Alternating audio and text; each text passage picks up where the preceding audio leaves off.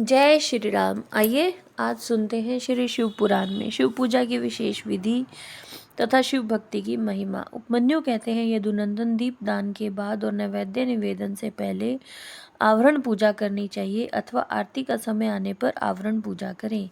वहाँ शिव या शिवा के प्रथम आवरण में ईशान से लेकर सद्योजात पर्यंत तथा हृदय से लेकर अस्त्र पर्यंत का पूजन करें। ईशान में पूर्व भाग में, दक्षिण में, उत्तर में, पश्चिम में, आग्नेय कोण में, ईशान कोण में, नैऋत्य कोण में, वायव्य कोण में, फिर ईशान कोण में, तत्पश्चात चारों दिशाओं में गर्भावरण अथवा मंत्र संज्ञात की पूजा बताई गई है। या हृदय से लेकर अस्त्र पर्यंत अंगों की पूजा करें। इनके बाह्य भाग में पूर्व दिशा में इंद्र का, दक्षिण दिशा में यम का, पश्चिम दिशा में वरुण का, उत्तर दिशा में कुबेर का, ईशान कोण में ईशान का, अग्नि कोण में अग्नि का, नैऋत्य कोण में नृत्य का, वायव्य कोण में वायु का नृत्य और पश्चिम के बीच में अनंत या विष्णु का, ईशान और पूर्व के बीच में ब्रह्मा का पूजन करें।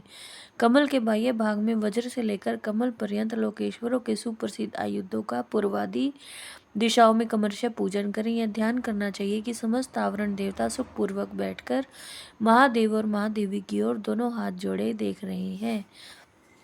फिर सभी आवरण देवताओं को प्रणाम करके नमः पद युक्त अपने अपने नाम से पुष्पोच्चार समर्पण पूर्वक उनका क्रमशः पूजन करें। यथा इंद्राय नमः पुष्पम समर्पयामि इत्यादि। इसी तरह गर्भावरण का भी अपने आवरण संबंधी मंत्र से यजन करें।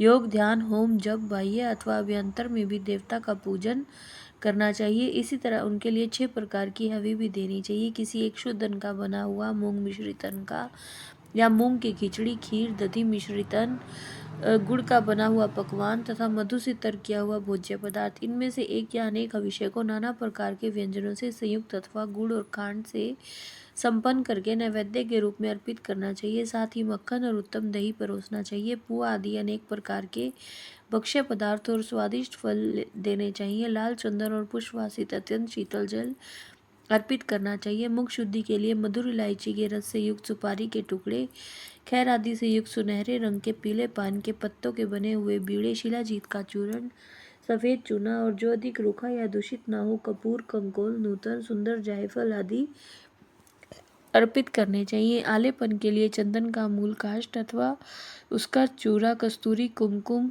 मृगमदात्मक रस होने चाहिए। फूल वे ही चढ़ाने चाहिए जो सुगंधित, पवित्र और सुंदर हो। गंध रहित, उत्कट गंध वाले, दूषित, बासी और स्वयं ही टूटकर गिरे हुए फूल शिव के पूजन में नहीं देने चाहिए। कोमल वस्त्र ही चढ़ाने चाहिए। भूषणों में विशेषतः वे ही अर्पित करने चाहिए जो सोने के बने हुए हों तथा विद्युत मंडल के समान चमकीले हों। ये सब वस्तुएं कपूर, गूगल, अगरू और चंदन से भूषित तथा पुष्प समूहों से सुवासित होनी चाहिए। चंदन, अगरू, कपूर, सुगंधित काष्ठ तथा गूगल के चूर्ण, घी और मधु से बना हुआ धूप उत्तम माना गया है। जय श्री राम।